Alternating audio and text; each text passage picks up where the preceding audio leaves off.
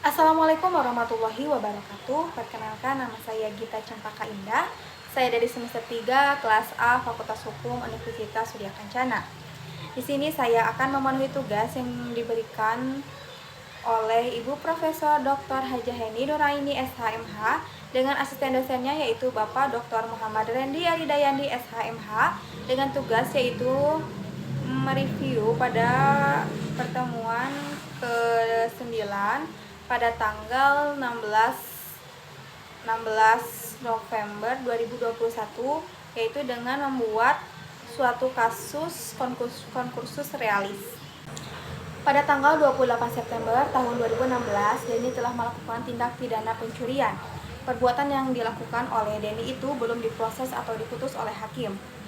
Belum cukup dengan perbuatan kejahatan itu, kemudian pada tanggal 9 Oktober tahun 2016, Denny melakukan tindak pidana lain seperti pembunuhan.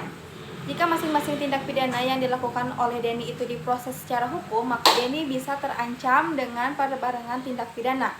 Konkursus realis berupa kejahatan yang diancam pidana pokok sejenis, yaitu terhadap kejahatan ditambah kejahatan.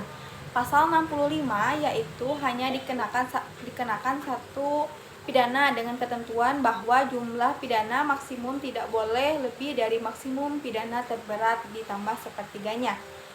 Pada kasus ini, sistem pemidanaannya menggunakan absorpsi yang dipertajam atau diperberat.